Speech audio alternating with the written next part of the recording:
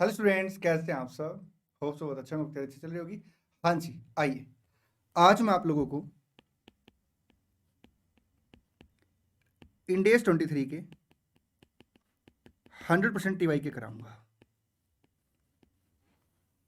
Sir concept का क्या रहने वाला है, क्वेश्चन से रिलेटेड जो भी कंसेप्ट है वो मैं आपको रिवाइज कराऊंगा।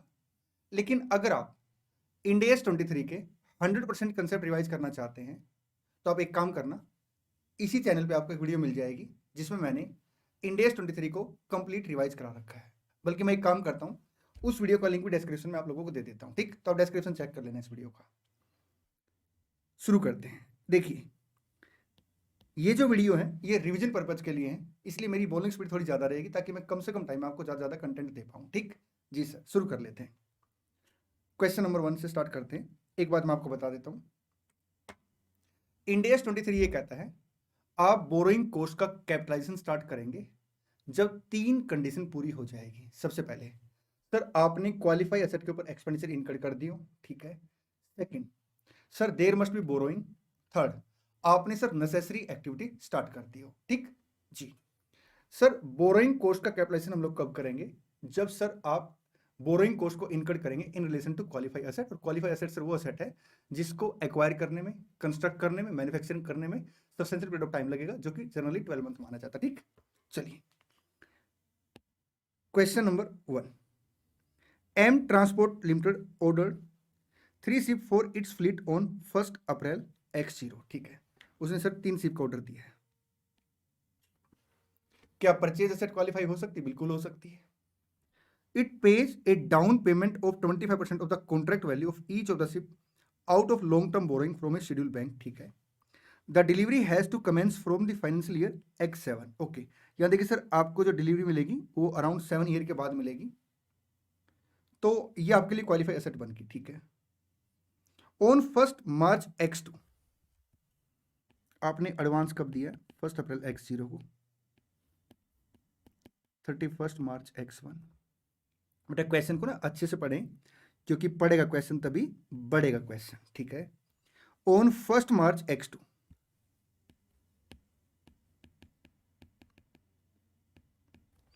यहां पे देखिए, the ship builder inform that it has commence production of 1 ship.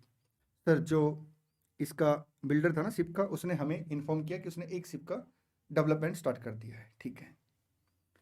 There is no progress on other 2 ship, ठीक है। अदर 2 पे सर कोई प्रोग्रेस नहीं हुई है। देखिए यहां पे सर असेट भी क्वालिफाई असेट है, ठीक है। आपने तो एक्सपेंडिचर इनकर्ड कर दिया, ठीक है। There must be borrowing, borrowing भी है, लेकिन नेसेसरी एक्टिविटी स्टार्ट नहीं हुई है, ठीक है। नेसेसरी एक्टिविटी कब जाके स्टार्ट हुई है? 1 मार्च को एक शिप के ऊपर। तो सर 1 शिप की बोरोइंग कॉस्ट यहां से हम क्या करेंगे, कैपिटलाइज करना स्टार्ट कर देंगे। इससे पहले सर जितनी बोरोइंग कॉस्ट हो सारी सारी कहां जाएंगी? P&L अकाउंट के अंदर जाएंगी, ठीक। Marine transport limited prepare its financial statement on financial year basis, okay. Is it permissible for marine transport limited to capitalise any borrowing cost for financial year 31 March X1 and और 31 मार्च X2? देखिए आप ये बोलेंगे qualify asset ये होती है जो मैंने आपको एक्सप्लेन कर दिया, ठीक। फिर आप बताएंगे साहब कि आप बोरोइंग कॉस्ट का कैपिटलाइजेशन कब से स्टार्ट करेंगे? जब 3 कंडीशन पूरी हो जाए। पहली, sir asset should be qualify asset, में ऐसे बोलेंगे expenditure incurred on qualify asset, ठीक है। Second, there must be borrowing, means borrowing cost has been incurred. और third sir necessary activity start होगी हो। अगर आप यहाँ पे देखेंगे तो 1 मार्च को जाके सर 1 मार्च X2 को जाके नेसेसरी एक्टिविटी स्टार्ट हुई है, तो आप क्या बोलेंगे कि यहाँ पे सारा अमाउंट P&L अकाउंट में जाएगा, ठीक है। यहाँ पे सर 2 शिप का जो बोरोइंग कॉस्ट है वो P&L में जाएगी, और 1 शिप की borrowing cost up to 1 March P&L में जाएगी, और सिर्फ 1 मंथ की सर क्या होगी? कैपिटलाइज होगी, ठीक। चलिए देखिए, ये बताया क्वालिफाई एसेट कौन सी है, ये बताया है कि आप बोरोइंग कॉस्ट का कैपिटलाइजेशन कब से स्टार्ट करेंगे। इट इनकर एक्सपेंडिचर फॉर द एसेट, ठीक है। It incur borrowing cost, it undertake activity that are necessary to prepare the asset for its internal use और सेल, ठीक। तो ये 1 मार्च को एक्टिविटी स्टार्ट हुई है। यहाँ देखिए 31 मार्च तक के सारे खर्चे सर P&L में जाएंगे, there is no capitalisation. Even during financial year ended 31st March X2, borrowing costs relating to the one ship whose construction had commenced from 1st March will be capitalized, और बाकी other boring को sir आप P&L account में लेके जाएंगे। Expense का मतलब क्या है? P&L अकाउंट में लेके जाएंगे, ठीक। चलिए मैं एक काम और करता हूँ, हर क्वेश्चन से पहले ना आपको 5 से 10 सेकंड दे देता हूँ, आप क्या करना, वीडियो को पॉज करना और एक बार क्वेश्चन खुद से पढ़ना, क्योंकि पढ़ेगा क्वेश्चन तभी बढ़ेगा क्वेश्चन। आइए एक बात और आपको बताता हूं, क्लास के अंदर जब मैं कोई क्वेश्चन सोल्व कराता हूं ना, तो मैं पहले कंप्लीट क्वेश्चन पढ़ता हूं, उसको डिस्कस करता हूं, और कई बार ना क्वेश्चन में अलग अलग एंगल से लाइनें चेंज करके बताता हूं, ये लिखा होगा तो इसका ये मीनिंग है, ये लिखा होगा तो ये मीनिंग है, ठीक।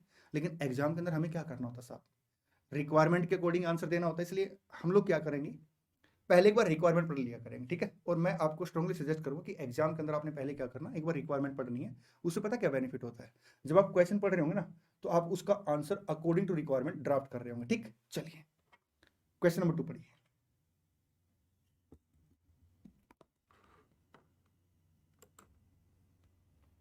देखिए क्या लिखता है, x limited has a treasury department that arrange fund for all the requirement of the company including fund for working capital and expansion program, ठीक है।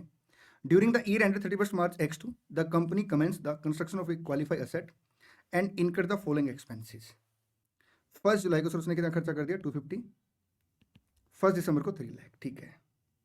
The detail of borrowing and interest thereon are as under, compute borrowing cost, ठीक है। तो यहाँ पे देखिए sir आपका journal borrowing cost आ जाएगी 165 से, और आपका जनरल बोरोइंग का अमाउंट कितने से 15 लाख से, तो हम लोग क्या करेंगे जनरल बोरोइंग का रेट निकालेंगे, 11% आ गया, ठीक। अब यहाँ पे वो अकाउंटिंग ईयर कौन सा फॉलो कर रहा है सर, फाइनेंशियल ईयर, ठीक। तो दो तरीके हैं बोरिंग कॉस्ट के कैपिटलाइजेशन अमाउंट निकालने के। एक तो तरीका क्या साहब कि आप अमाउंट का वेटेड एवरेज निकाल लो। देखिए 250 आपने खर्च किए कब, 1 जुलाई को, तो जुलाई से लेके मार्च तक 9 मंथ हो गए, इंटू 9/12, 250 इंटू 9 डिवाइड बाई 12, 187,500, ठीक है। और 3 लाख इंटू 4/12, 1 लाख। 1 दिसंबर है ना, हाँ जी। तो 287,500 इंटू 11%, 287,500 इंटू 11%, सॉरी 31,625, ठीक। या दूसरा तरीका क्या है, 250 into 11% into 9/12, 3 lakh into 11% into 4/12, 250 into 11% divide by 12 into 9, sir 20,625, 11,000, 31,625। Sir कौन सा मेथड बेटर रहता है, मैं हमेशा इस मेथड को प्रायोरिटी देता हूँ, ठीक। क्योंकि जहाँ पे स्पेसिफिक बोरोइंग हो ना, देखिए स्पेसिफिक बोरोइंग के केस में बोरोइंग रेट नहीं निकालते बल्कि एक्चुअल बोरोइंग कॉस्ट कैपिटलाइज करते हैं, सब्जेक्ट टू अगर कोई भी टेम्परेरी इन्वेस्टमेंट है आपकी स्पेसिफिक बोरोइंग में से, तो हम उस इन्वेस्टमेंट इनकम को माइनस कर देते हैं। सर स्पेसिफिक बोरोइंग के केस में अगर कमेंसमेंट ऑफ बोरोइंग कॉस्ट की कंडीशन क्वालिफाई हो जाती है, तो उसके बाद आप एक्चुअल बोरोइंग कॉस्ट ही कैपिटलाइज करते हैं, इररिस्पेक्टिव ऑफ कि आपने अमाउंट कब कब कैसे कैसे इनकर किया, ठीक। बट ध्यान देना कमेंसमेंट ऑफ बोरोइंग कॉस्ट की कंडीशन पूरी होनी चाहिए, ठीक। चलिए तो मैंने एक कंसेप्ट और आपको साथ साथ रिवाइज करा दिया, 31,625।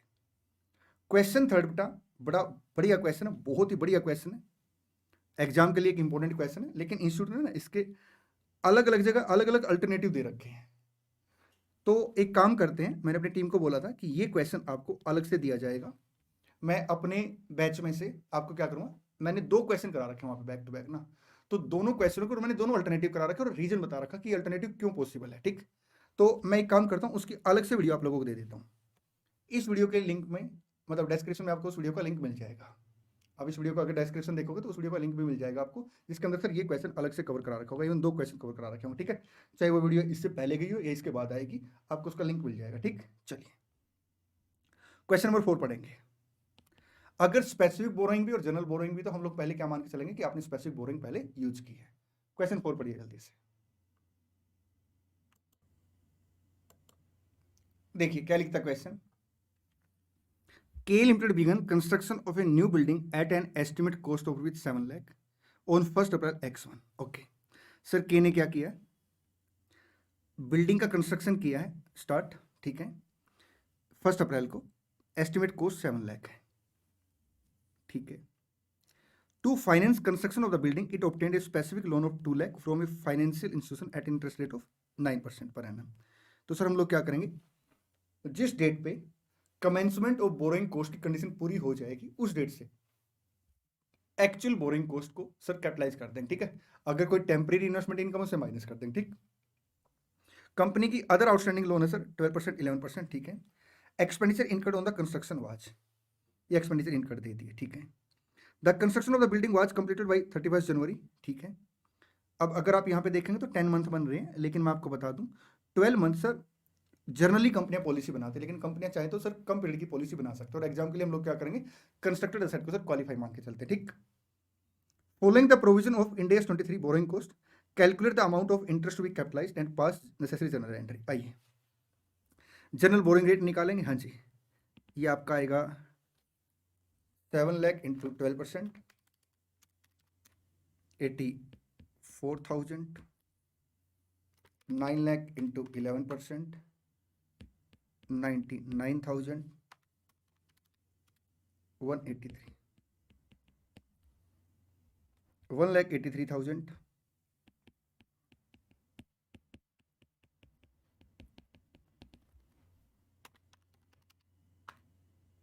सर 11.4375%, ठीक। ये आपका जनरल बोरोइंग का रेट आ गया, ठीक है जी सर। आइए अब देखिए सर, सबसे पहले आपने 150 का खर्चा किया है, तो हम क्या मान के चलेंगे सर कि out of specific borrowing use किया है, और 1 अप्रैल से ही सर आपने अगर कमेंसमेंट कर दी है और बोरिंग कॉस्ट की कमेंसमेंट स्टार्ट होगी सर, मतलब कैपिटलाइजेशन और बोरिंग कॉस्ट की कमेंसमेंट स्टार्ट होगी, तो हम क्या करेंगे एक्चुअल बोरिंग कॉस्ट कैपिटलाइज कर देंगे। तो सर ये जो अमाउंट आएगा 2 लाख का 9% आएगा, और कितने टाइम पीरियड के लिए, देखिए सर आपकी जो असेट है वो रेडी होगी 31 जनवरी को, तो 10 मंथ के लिए आ जाएगा, ठीक है। और एक बात मैं आपको बता देता हूँ, स्पेसिफिक बोरोइंग जैसे ही सर वो रिस्पेक्टिव असेट आपकी qualify asset ready to use हो जाती है, उसके बाद वो जनरल बोरोइंग बन जाती है, ठीक है। यहाँ पे 10/12, तो स्पेसिफिक बोरोइंग कॉस्ट 15,000। आइए जनरल बोरोइंग का वेटेड एवरेज अमाउंट निकालते हैं। 2 लाख में से क्या हुआ होगा सर, 150 पहले हमने ये वाला यूज किया होगा, बिल्कुल ठीक है। 50,000 सर यहाँ पे इनकर्ड किया होगा, तो 150 बच गया। अब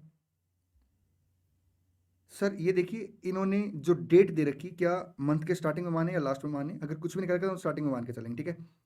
तो यहाँ पे सर आपका 150 जनरल बोरोइंग यूज हुआ है कितने मंथ का, अगस्त, सितंबर, अक्टूबर, नवंबर, दिसंबर, जनवरी, 6 मंथ के लिए, ठीक जी सर। तो ये आपका 75,000, आपका 350 है अक्टूबर, नवंबर, दिसंबर, जनवरी,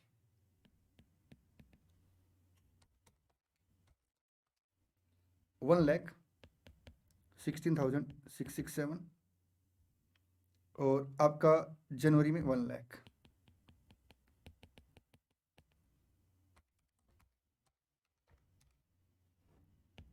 8,333।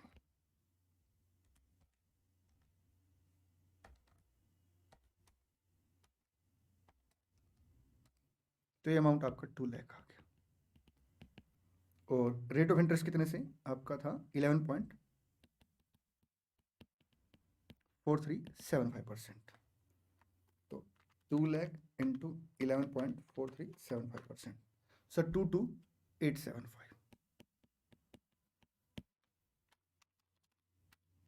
37,875,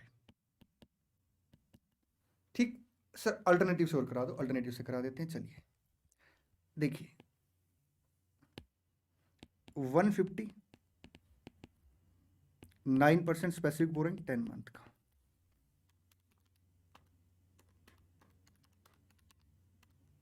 11,250, 50,000 9%, ये 10 मंथ का ही आएगा, प्लीज ध्यान देना, मोस्ट इंपॉर्टेंट पॉइंट ये है, और इसलिए मैं हमेशा इस मेथड को प्रायोरिटी देता हूं, क्योंकि स्पेसिफिक बोरोइंग में ना एक्चुअल बोरोइंग कॉस्ट कैपिटलाइज करते हैं सब्जेक्ट टू अगर कोई टेम्परेरी इन्वेस्टमेंट इनकम आई है, लेकिन सर ये हम उस डेट से स्टार्ट करते हैं जिस डेट से सर आपका commencement of borrowing cost capitalisation start हो जाता है, ठीक है।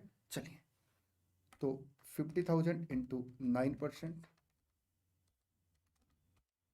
3750। और 150 का जो अमाउंट है सर आपका 11.4375% 6 मंथ के लिए आएगा।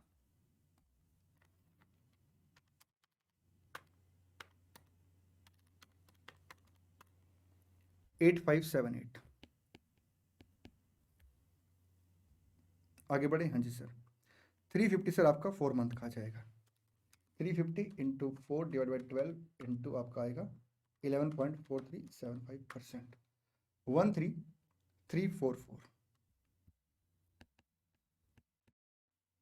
चलिए 1 lakh 11.4375% divide by 12।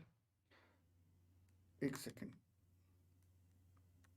1 lakh into 11.4375% divide by 12, 953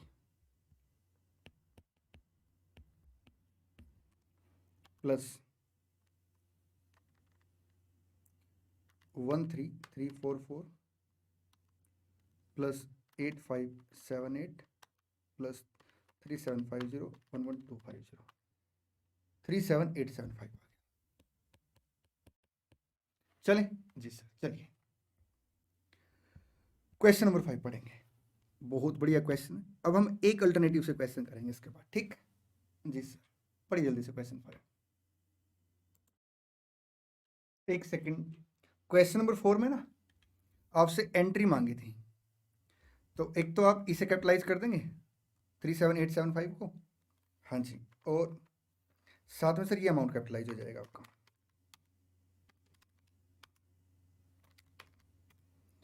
837875। चलें जी सर। आइए क्वेश्चन 5 मिलकर पढ़ते हैं। On 1st April X1, entity A contracted for the construction of a building 22 lakh. The land under the building is regarded as a separate asset and is not part of qualified asset. The building was completed at the end of the March X2 and during the period the following payment were made to the contractor. ये आपने expenditure इनकर किए हैं। Construction आपका 1 April X1 को start हो गया है, तो सर स्पेसिफिक बोरिंग को हम क्या करेंगे, एक्चुअल बोरिंग कॉस्ट के हिसाब से कैपिटलाइज करेंगे, और अगर कोई टेम्परेरी इन्वेस्टमेंट इनकम है उसे माइनस कर दें, ठीक।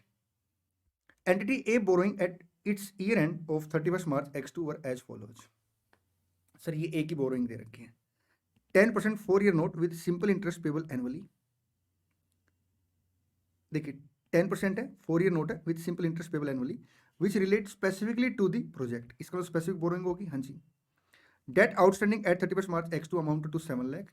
Interest of 65,000 was incurred on these borrowing during the year and interest income of 20,000 was earned on these fund while they were held anticipation of payment. Okay, क्योंकि payment sir आपने टुकड़ों में की होगी, तो इस वजह से सर आपने कुछ टाइम के लिए उस लोन को इन्वेस्ट कर दिया, तो उसके ऊपर सर टेम्परेरी इन्वेस्टमेंट इनकम आई है। तो आपकी एक्चुअल बोरिंग कॉस्ट कितना चाहिए 45,000 से।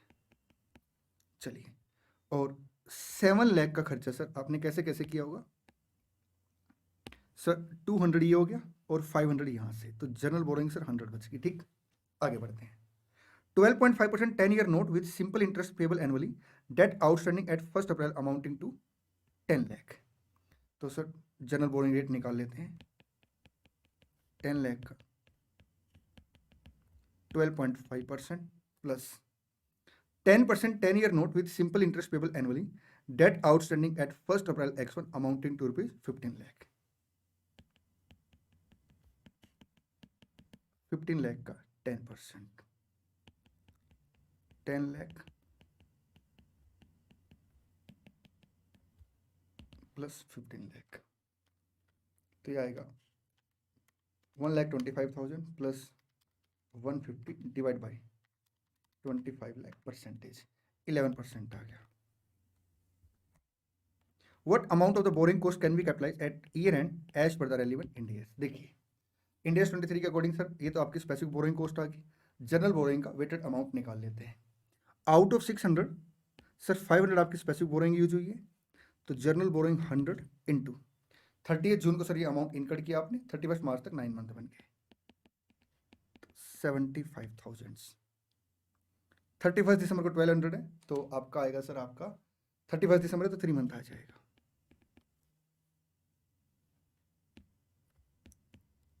थ्री लैख कैसे, देखिए 1200 divide by 12 into 3 into 1000, 3 lakh, ठीक।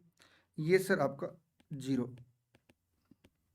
तो 375 आ गया, तो 375 का 11%, 4125086250। चले जी सर, आइए एक बार मैं आंसर क्रॉस टैली करा देता हूँ आपको। ये देखिए, ये बात लिखी हुई साहब, अगर स्पेसिफिक लोन है, the amount of borrowing cost eligible for capitalisation as the actual borrowing cost incurred on that borrowing during the period less any investment income on the temporary investment of those borrowing।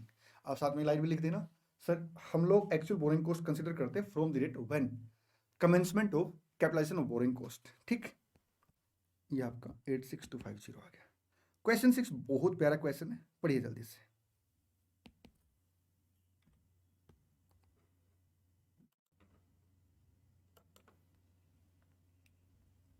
देखिए question 6 आपका stand alone financial statement के साथ साथ consolidated financial statement को भी cover कर रहा है। कॉन्सोलिडेटेड फाइनेंशियल स्टेटमेंट का मतलब होता है कि जो ग्रुप की कंपनी है वो सारी कंपनियां एक ही कंपनी है। अगर वो एक ही कंपनी है तो उनमें अगर कोई भी आपस में ट्रांजेक्शन हुई तो उसे हम क्या करेंगे, एलिमिनेट कर देंगे, ठीक है। जैसे मान लो ए बी सी 3 सब्सिडरी हैं पी कंपनी की, ए ने बी को लोन दिया है, ठीक है। तो सर बी के लिए क्या बन गई, सर बोरोइंग बन गई, तो बी सर अपने यहाँ पे बोरोइंग कॉस्ट को कैपिटलाइज कर दे, ठीक। लेकिन कंपनी एज ए होल हम ये देखेंगे कि वो बोरोइंग ए ने बी को दी, वो नहीं, बाहर से अल्टीमेट बोरोइंग कितनी आई है उसके एंगल से देखेंगे, ठीक है। चलिए, in the group with parent company B there are 3 subsidiary with following business, A real estate company, B construction company, C finance company, ठीक है। Parent company has no operating activity of its own but perform management function for its subsidiary. Sir जो parent company ना कोई operating activity नहीं करती, लेकिन हाँ management करती है सर, जो भी फंक्शन करती है उसकी सब्सिडरी कंपनी, ठीक है। Financing activity and cash management in the group are coordinated centrally, ठीक है। Finance company is a vehicle used by the group solely for raising finance, ठीक है। All entity in the group prepare India's financial statement, ठीक है। The following information is relevant for the current reporting period X1 X2। एक बार question की requirement देखते हैं। What is the amount of borrowing cost eligible for capitalization in the financial statement of each of the 4 entity. तो sir आपको real estate, construction company, finance company और parent company as a whole बताना है, ठीक है। चले, हाँ जी सर, देखिए रियल एस्टेट कंपनी की बात करते हैं। उसने बोरोइंग की, सब कितने की, 10 लाख की। इंटरेस्ट रेट कितना, 7% पर एनम है, ठीक है। Expenditure on qualified asset during the period amounting to 15,40,000। तो सर सिर्फ बोरोइंग आपकी 10 लाख है, इसका मतलब बाकी जो पैसा है आपने अपना यूज किया होगा, ठीक है। और अगर आप देखेंगे तो बोरोइंग सर एक्सपेंडिचर इनकर्ड से आपकी कम है। एक बात मैं आपको बताता हूं, हम मैक्सिमम बोरोइंग कॉस्ट को कितना कैपिटलाइज कर सकते हैं साहब, सर एक्चुअल बोरोइंग कॉस्ट था, ठीक है। इट मींस क्या है कि अगर मेरी बोरोइंग कम है तो एक्चुअल बोरोइंग कॉस्ट तक मैं कैपिटलाइज कर पाऊंगा, ठीक। All construction work performed by construction company, okay, इसने सर सारा वर्क परफॉर्म किया है, ठीक है। Amount invoice to the real estate company included 10% profit margin, ठीक है। तो सर यहाँ पे अगर आप देखेंगे तो आप सिर्फ और सिर्फ क्या कर पाएंगे, अगर आप 7% से इसका मल्टीप्लाई करेंगे तो सर बोरिंग कॉस्ट ज़्यादा आ जाएगी, जो कैपिटलाइज्ड अमाउंट है। तो हम एक्चुअल बोरिंग कॉस्ट तक कैपिटलाइज करेंगे, 70,000 क्या करेंगे, कैपिटलाइज कर देंगे, ठीक। कंस्ट्रक्शन कंपनी, इसके बाद सर कोई बोरोइंग है ही नहीं। Finance 10 lakh of expenditure on qualified asset use in its own cash resource.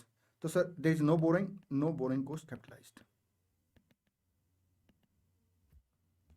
Finance company raised rupees 20 lakh at 7% per annum externally and issued a loan to parent company। Sir अगर आप देखेंगे तो इसने loan raise किया 20 लाख का और फिर वो लोन पेरेंट कंपनी को दे दिया जनरल कॉर्पोरेट पर्पज के लिए 8% पे। तो सर यहाँ पे कोई क्वालिफाई एसेट ही नहीं, तो नो बोरोइंग कॉस्ट कैपिटलाइज, ठीक। चले जी सर, कैपिटलाइज्ड। ये तो हमने स्टैंड लोन की बात कर ली, अब बात कर लेते हैं कंसोलिडेशन की। Parent company used loan from finance company to acquire a new subsidiary, okay sir, उसने जो फाइनेंस कंपनी से लोन लिया है वो न्यू सब्सिडरी के लिए लिया है, ठीक है। No qualify asset apart from those in real estate company and construction company, okay. तो सर 10 लाख का तो खर्चा ये हो गया, ठीक है। सर ये 1540 का खर्चा है, अगर आप ध्यान से देखेंगे सर तो 1540 की जो बिलिंग की होगी वो कंस्ट्रक्शन कंपनी ने की है, वो 10% इनवाइस प्राइस के बेस, मतलब कॉस्ट प्लस 10% पे की है। तो रियल जो company as a whole cost आई होगी कंसोलिडेशन के पॉइंट ऑफ व्यू से, वो 14 लाख की आई होगी। तो 14 लाख प्लस 10 लाख, तो कंसोलिडेशन पर्पज से सर 24 लाख आपने एक्सपेंडिचर इनकर किया किस पे, क्वालिफाई सेट पे। आगे देखिए, parent company did not issue any loan to other entity during the period. तो आपको आउटसाइड बोरोइंग देखनी पड़ेगी, कितनी है, 20 लाख की 7% से है और सर 10 लाख की 7% से है। तो जनरल बोरोइंग रेट कितना आएगा ग्रुप एज ए होल, हालांकि 7% ही आएगा बट फिर भी मैं आपको कैलकुलेशन करके दिखा देता हूं।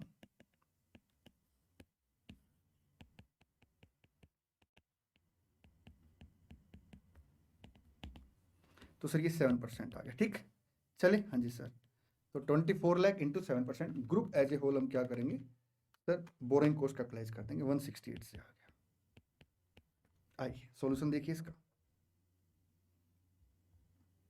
168, no expenditure incurred on qualify asset, real estate में सर आपका 70,000 है, कंस्ट्रक्शन कंपनी ने सर अपना पैसा यूज किया है। चलिए जी सर, आइए क्वेश्चन नंबर 7 पढ़ेंगे।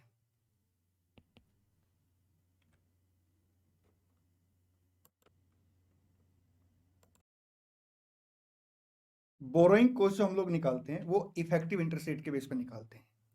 ईआईआर में बेसिकली क्या होता है, अगर आपके पास प्रोसीड्स कम आए, जैसे डिस्काउंट के रूप में सर आपने कोई लोन इशू कर दिया या फिर सर आपने प्रीमियम पे रिडीम कर दिया है, तो सर उसका इफेक्ट आ जाता है टाइम वैल्यू ऑफ मनी के हिसाब से, ठीक।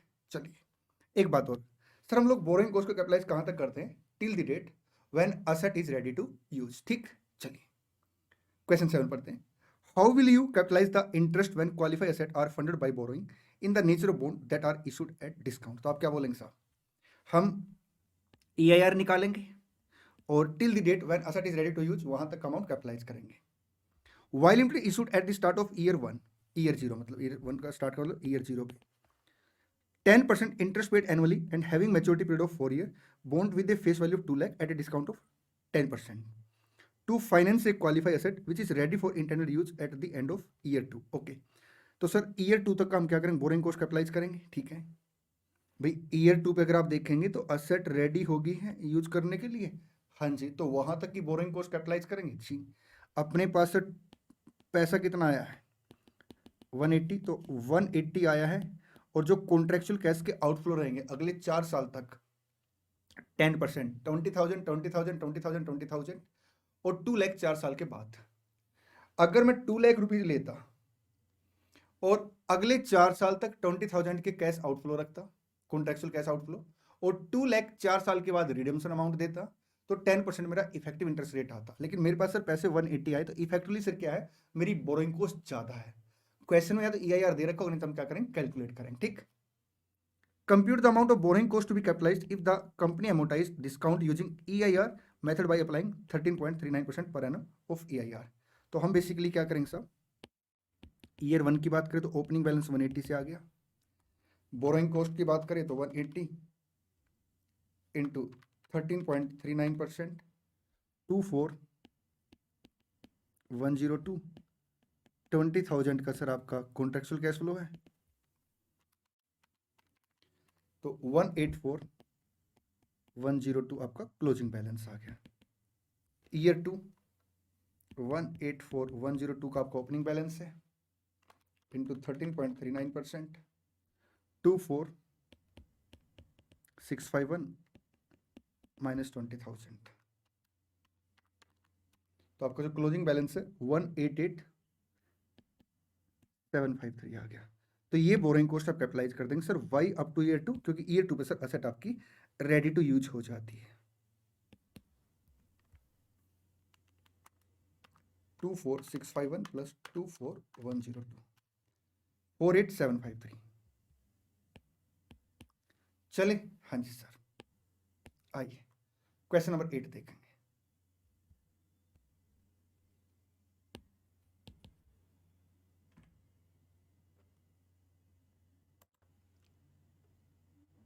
चलिए, क्वालिफाई असेट का मतलब होता है साहब जिसको एक्वायर करने में, कंस्ट्रक्ट करने में या प्रोड्यूस करने में साहब आपका सब्सटेंशियल पीरियड ऑफ टाइम लगता है नेसेसरली, ठीक है।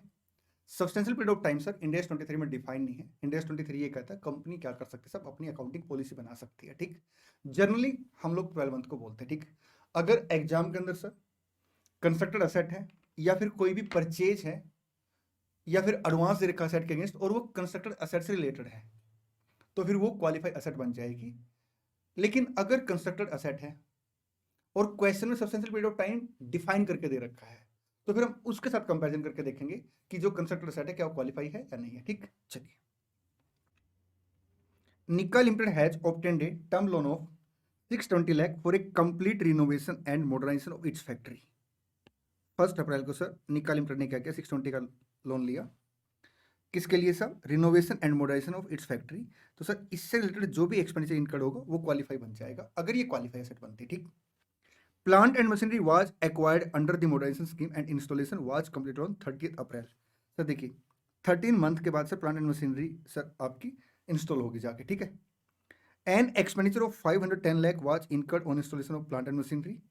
54 लाख सर जिसमें से एडवांस दिया आपने सप्लायर को एडिशनल असेट के लिए जो सर आप 25 अप्रैल को एक्वायर करेंगे,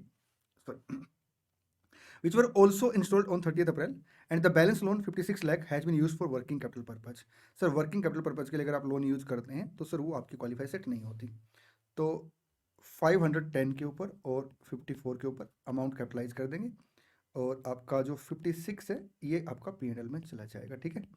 चलिए, management of Nickel limited consider the 12 month period as substantial period of time to get ready the asset ready to get the asset ready for its internal use. अब यहाँ पे देखिए सर उसने खुद बोल दिया कि आपकी जो अकाउंटिंग पॉलिसी 12 मंथ की है।